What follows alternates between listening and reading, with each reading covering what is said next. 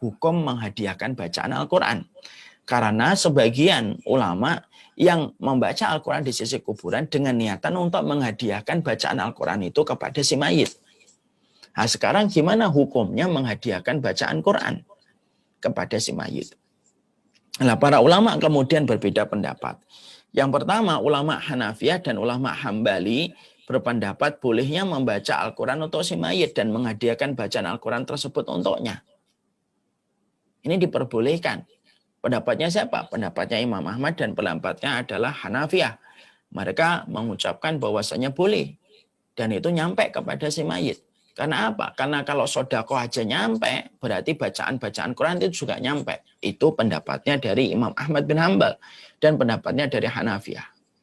Nah, tentunya kita paham ya, apabila orang itu meninggal dunia, maka sesungguhnya ada amal-amal yang masih mengalir untuknya. Ada amal-amal yang masih mengalir untuknya dan masih bisa bermanfaat untuknya. Contohnya, yaitu ketika dia punya hutang puasa ketika meninggal dunia. Lalu ahli warisnya membayarkan hutang itu. Nyampe bermanfaat baginya karena dia memiliki hutang puasa dibayarkan oleh ahli warisnya. Haji, ketika dia sebelum meninggal dunia, dia bernadar, dia pengen haji. Tapi keburu beliau meninggal dunia, belum sempat melaksanakan haji. Ahli warisnya melaksanakan haji atas nama orang tuanya yang telah meninggal dunia. Nyampe bermanfaat. Sedekah. Sedekah itu termasuk amal yang juga bermanfaat bagi si mayit.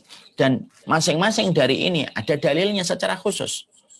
Tentang puasa. Man mata wa alaihi saum, soma anhu waliyuhu. Barang siapa yang meninggal masih punya utang, puasanya maka diwakilkan oleh walinya, oleh ahli warisnya untuk berpuasa. Kemudian tentang haji. Ada dalilnya. Yaitu dari seorang perempuan dari Juhainah.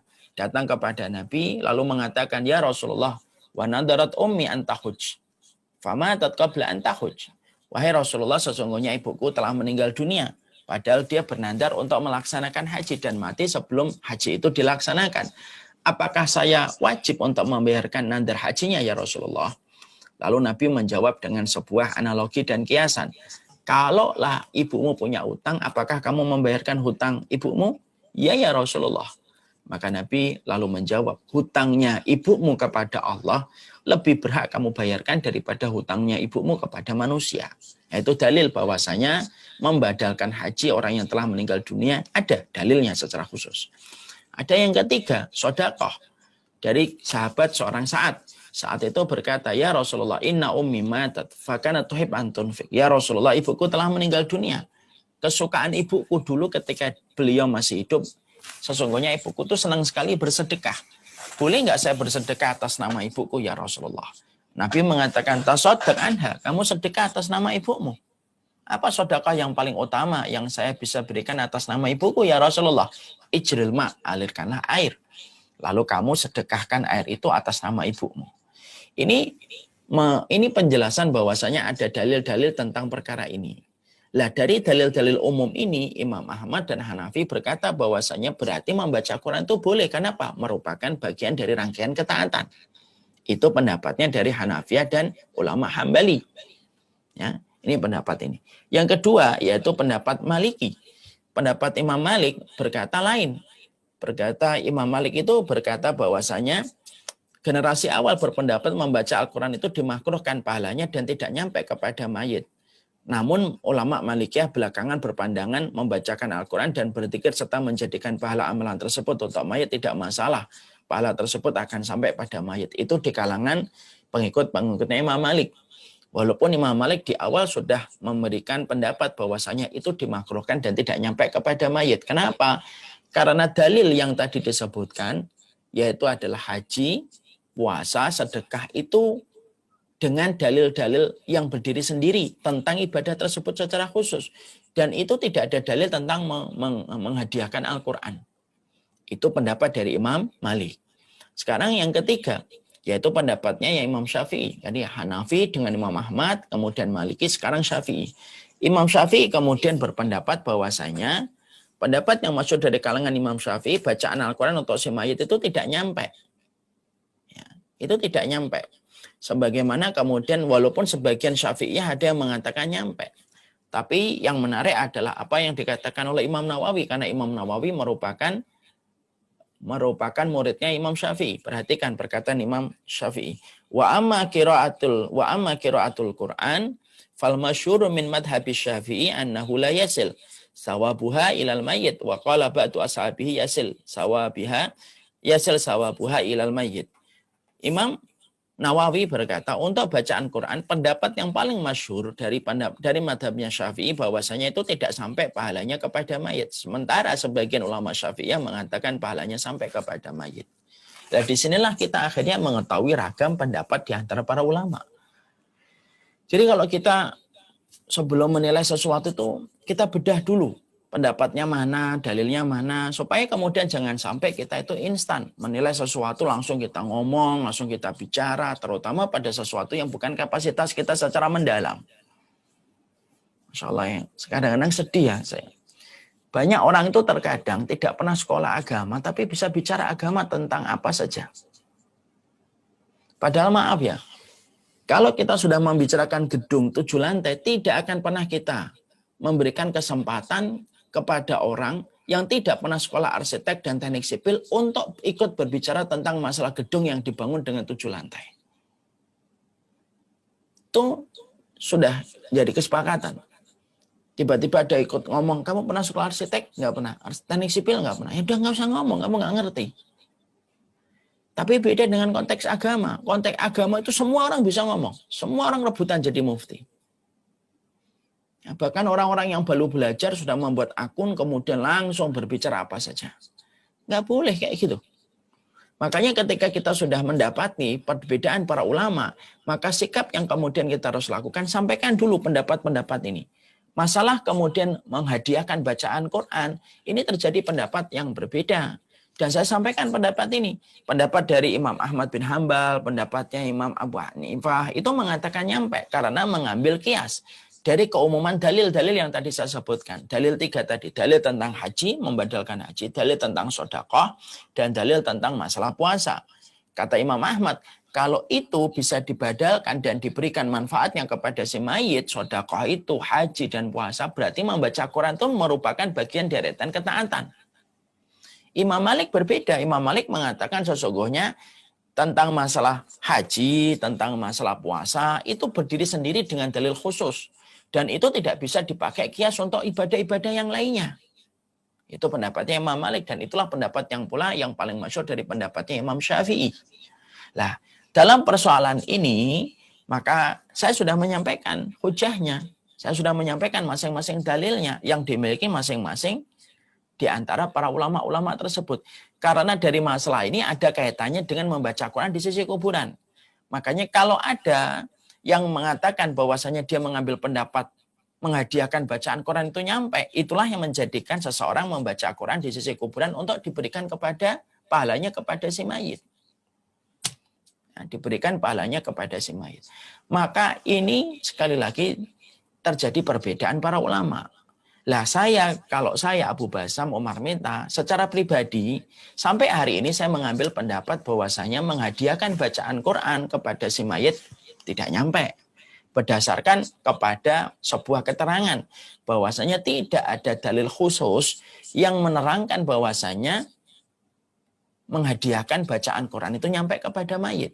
Beda dengan sedekah. Lah kok sedekah antum sampaikan nyampe karena ada dalil khususnya. Ada dalil yang sifatnya menerangkan itu secara khusus spesifik.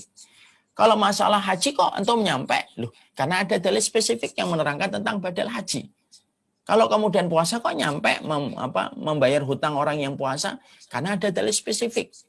Adapun menghadiahkan bacaan Quran kepada si mayit tidak ada dalil spesifik yang menerangkan tentang perkara itu. Makanya itu yang menjadi salah satu alasan saya pribadi mengambil pendapat dari pendapat yang masyhur dari Imam Syafi'i dan pendapat yang masyhur dari Imam Malik bahwasanya itu tidak nyampe. Wallahu alam bisawab. Kalau kemudian kita sudah mengetahui ini, silahkan kemudian nanti kita lihat. Lalu kemudian kita pilih. Lalu kemudian kita tetapkan pilihan kita. Ustadz, ini bertele-tele, sudahlah pilihan buat kami. Saya nggak mau kayak gitu. Saya pinginnya setiap para penuntut ilmu juga mengerti bagaimana perjuangan dan pengorbanan ketika kita memahami ilmu. Kalau nanti saya terangkan, langsung begini aja, ini boleh, enggak boleh, ini halal nih, ini kemudian boleh, enggak boleh. Saya terangkan hitam putih, padahal masalah perbedaan para ulama itu tidak ada warna hitam putih.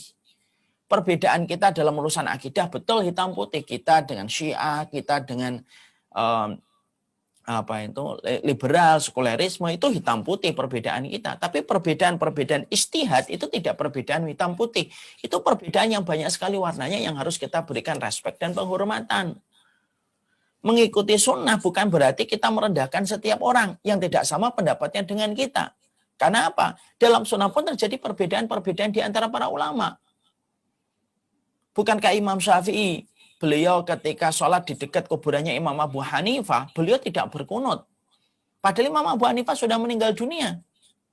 Ketika ditanya, wahai Imam Syafi'i, engkau katakan bahwasanya kunut itu merupakan bagian dari wajibnya sholat. Kenapa engkau tidak kunut? Apakah saya akan kunut di samping kuburannya Imam Abu Hanifah? Padahal Imam Abu Hanifah sudah meninggal. Kalau sudah meninggal saja penghormatannya sebesar itu, Imam Syafi'i untuk menghormati pendapatnya Imam Abu Hanifah, apalagi ketika Imam Abu Hanifah itu masih hidup. Masya Allah ya, kadang-kadang pendapat ini dikalahkan oleh pendapat Ustadz hari ini. Padahal Imam Syafi'i ini ulama salaf. Ulama generasi tabi'ut tabi'in. Sebagaimana Imam Malik, Imam Abu Hanifah. Itu generasi-generasi terbaik umat ini. Masya Allah yang kadang-kadang saya bingung. Orang yang terkadang mengaku mengikuti manhaj salaf. Kadang-kadang lebih mengikuti ustadznya daripada mengikuti pendapat para ulama-ulama yang jelas. Mereka notabene masih dalam lingkaran salafus salih pada generasi emas umat yang terdahulu. Maka inilah yang menjadikan kita akhirnya memahami. Mengikuti sunnah, komitmen mengikuti sunnah itu harga mati. Kita tidak boleh untuk tidak ngikutin sunnah. Kita harus mengikuti bagaimana cara kita bicara, cara kita beramal itu mengikuti apa yang dicontohkan oleh Rasulullah. Tapi ketika kita mengikuti komitmen kita untuk mengikuti sunnah Rasulullah SAW, pastikan bahwasanya kita tidak terperosok kepada sifat untuk gampang menghujat, gampang mencela, gampang menodai kehormatan orang. Terutama ketika kita menjumpai perbedaan-perbedaan pendapat di antara para ulama. Ya, makanya saya sampaikan tadi, walaupun saya sampaikan ini secara dasar, saya nggak sampaikan detail, saya sampaikan dasar, supaya kemudian kita memiliki pemahaman. Jadi kalau tiba-tiba nanti Bapak dan Ibu mendapati ada orang, jadi kalau kita menghadiahkan bacaan Quran kepada si mayat, nggak usah kaget, oh berarti dia memegang pendapatnya Imam Ahmad bin Hanbal dan pendapatnya Imam Abu Hanifah. Sebagaimana Bapak dan Ibu tidak usah kaget ketika ada orang yang mengatakan, oh berarti menghadiahkan si mayit itu tidak nyampe. Nggak usah kaget. Oh itu berarti mengikuti pendapat yang paling masyhur dari Imam Syafi'i dan pendapatnya yang masyhur dari Imam Malik. Enak. Jadi kita tidak mengidentifikasi orang berdasarkan pendapatnya. Oh bacaan Quran nyampe. Oh ini ahlul bid'ah. Oh tidak nyampe. Oh ini wahabi. Nggak ada kayak gitu. Kadang-kadang kita sedih hari ini, sedikit-sedikit kita sering menyebut orang Wahabi. Sebagaimana di sisi yang lainnya sedikit-sedikit kita menyebut orang itu ahlul bid'ah dengan begitu gampang. Tidak pakai keperaturan, tidak pakai kaidah. Kita gampang aja menyebut orang itu ahlul bid'ah dengan begitu mudah. Tapi tanpa dawabit, tanpa kaidah-kaidah yang ada di dalam Ahlussunnah wal Jamaah ketika menetapkan vonis. Sebagaimana ada saudara kita yang gampang sekali menyebut orang itu Wahabi, Wahabi, Wahabi. Itu juga tidak benar. Makanya kemudian coba kita lepaskan itu dulu. Mari kita kemudian fokus kepada referensi ilmunya dulu. Coba kita kaji, coba kita berikan jerih payah kita sedikit untuk mempelajari ilmunya dulu. Baru nanti kemudian kita akan mendalami dan disitulah kita akan mendapati bahwasanya terjadinya perbedaan para ulama itu kalau disikapi dengan hati yang lapang, enak. Kalau memang terjadi perbedaan para ulama terdahulu. Tapi maaf ya, jangan sekali-kali berani untuk mengatakan perbedaan para ulama ketika para ulama terdahulu tidak ada yang berbeda. Itu juga nggak boleh. Karena ada yang ekstrim. Ya. Ada yang mengatakan, ada yang menyikapi Ahmadiyah misalkan ada Nabi setelah Rasulullah SAW. Lalu kemudian berkata, oh itu perbedaan yang harus kita hormati. Tidak bisa gitu. Ada perbedaan yang harus disikapi dengan tegas ketika sudah melanggar perkara-perkara pokok. Tapi ada perbedaan yang harus kita sikapi dengan cara kita saling menghormati, insaf, saling kita menyayangi. Dan jangan menjadikan pendapat yang kita pilih menjadi kambing hitam untuk menghujat dan menodai orang yang beriman. Sampai tidak mau tegur sapa, tidak mau salam. Ini kan tentunya sikap yang tidak mencerminkan dari apa yang disampaikan oleh Rasulullah. Kalaupun ada saudara kita salah, dalam satu pendapat yang dia pilih, pendapat itu dia salah. Oke, pendapat itu dia salah. Tapi bukankah ada pendapat-pendapat lain yang dia juga benar? Yang salah, sudah, tidak usah disikapi. Yang benar harus kita hormati. Maka itulah yang menjadikan kita akhirnya memahami tentang masalah ini. Jadi dari panjangnya penjelasan yang di sini saya singkatkan semacam itu. Ya, bahwasanya terjadi perbedaan para ulama tentang bagaimana membaca Al-Quran di sisi kuburan. Dari ini berkaitan tentang hukum bagaimana menghadiahkan bacaan Quran kepada si mayit. Bagi yang mengatakan bahwasanya menghadiahkan bacaan Quran si mayit itulah yang menjadikan dia membaca Al-Quran di sisi kuburan. Kalau saya lebihnya lebih mudah gini. Kalau saya itu lebih memilih pendapat yang tidak ada perbedaan para ulama. Apa perbedaan yang tidak ada perbedaan para ulama tentang masalah ini? Yaitu memintakan ampunan kepada si mayit itu jelas tidak ada perbedaan. Mau Imam Syafi'i, Imam Abu Hanifah, Imam Malik, Imam Ahmad, semuanya sepakat bahwasanya memintakan ampunan kepada si mayit itu masyru' dan itu ada syariatnya. Al-khuruj minal khilaf, sesungguhnya keluar dari perbedaan itu terkadang baik. Ya sudah, kalau kita masih meributkan apakah bacaan Quran nyampe atau tidak nyampe, oh tidak nyampe. Sekarang yang disepakati para ulama itu apa sih? Yang disepakati para ulama itu memintakan ampunan. Ya sudah, fokus saja memintakan ampunan.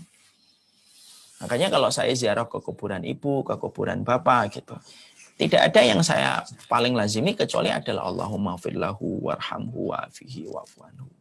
Allahumma firlahu warhamhu wa'afihi wa'fu anhu. Dan itu yang kemudian saya pilih. Karena apa? Jelas itu keluar dari khilaf. Itu keluar dari perbedaan para ulama yang ada. Para ulama memang berbeda pendapat tentang masalah menghadiahkan bacaan Quran kepada si mayit. Dengan masing-masing referensi, dengan masing-masing dalil yang mereka miliki. Tapi para ulama tidak ada yang berbeda pendapat tentang nyampainya permintaan ampunan dari orang yang hidup kepada yang meninggal dunia. Sebagaimana pula dikuatkan di dalam surat Al-Hasyr. Yaitu, وَالَّذِينَ جَاءُوا مِنْ بَعْدِهِمْ يَقُولُونَ رَبَّنَا اغْفِرْ لَنَا وَلِإِخْوَانِنَا الَّذِينَ سَبَقُونَا بِالْإِيمَانِ. Ya. Maka kemudian, ya sudah, ambil aja yang disepakati para ulama yang kita tidak ragu. Kalau memang kita tidak mau agak bingung mengikuti perbedaan itu. Maka ambil aja pendapat yang disepakati. Pendapat yang disepakati adalah memintakan ampunan. Bukankah kemudian kita juga mengetahui ada seorang ibu ketika di surga ditinggikan lagi derajatnya. Sampai ibu itu bertanya kepada Allah, kenapa saya ditinggikan derajatnya lagi ya Allah? Apalagi amal yang saya telah lakukan yang masih tersisa dari kehidupan di dunia. Allah mengatakan, ini aku tinggikan derajatmu karena permintaan ampunan anakmu kepada dirimu. Jadi memintakan ampunan. Ya sudah, berarti kita fokus saja di situ. Kalau saya begitu ngambil pendapatnya. Supaya kemudian tidak bingung, kalau memang nanti kita sudah membaca kok masih bingung mana yang lebih kuat gitu. Ya sudah, ambil aja pendapat yang mereka sepakati. Pendapat yang mereka sepakati apa? Yaitu para ulama tidak sepakat tentang masalah menghadiahkan bacaan Quran, tapi para ulama sepakat bahwasanya memintakan ampunan kepada si mayit itu nyampe. Dan itu kemudian menurut saya lebih nyaman untuk kemudian kita pilih bagi anak pendapat secara pribadi. Wallahu a'lam.